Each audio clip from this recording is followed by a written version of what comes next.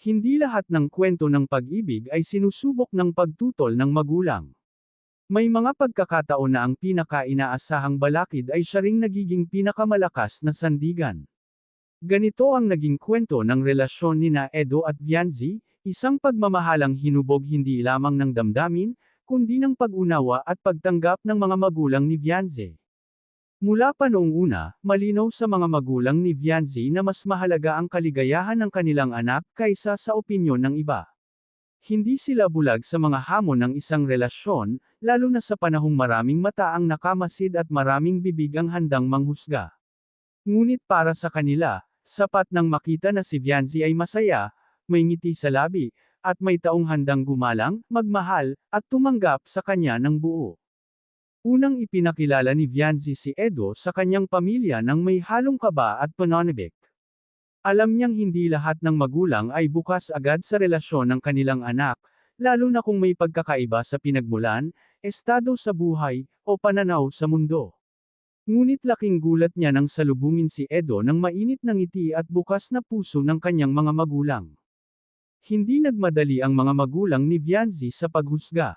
Sa halip, pinagmasdan nila ang kilos ni Edo, kung paano ito makitungo, magsalita, at higit sa lahat, kung paano nito tretuhin ang kanilang anak.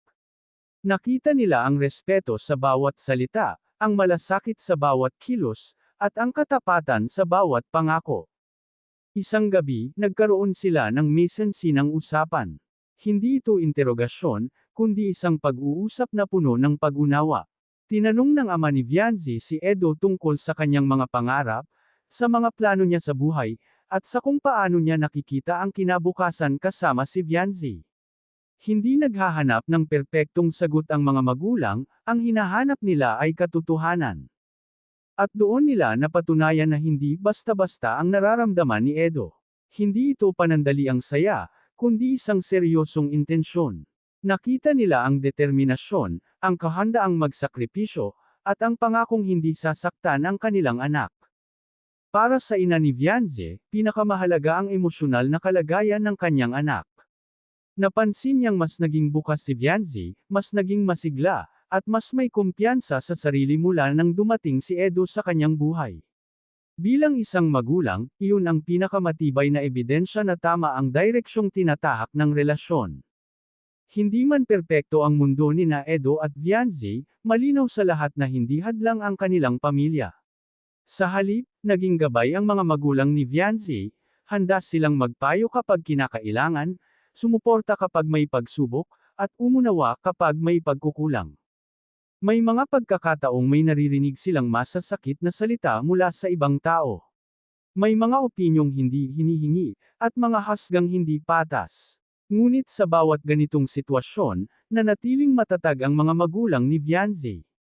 Para sa kanila, walang sino man ang may karapatang diktahan ang pagmamahal ng kanilang anak.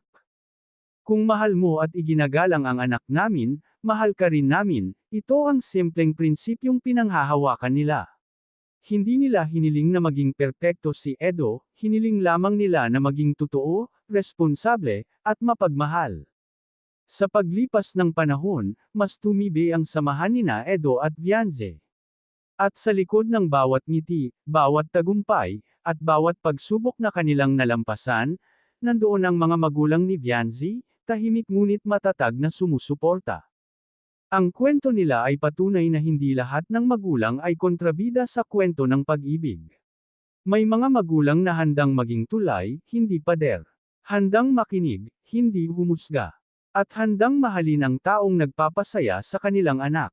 Sa huli, ang pagmamahal na may basbas ng magulang ay nagiging mas matibay.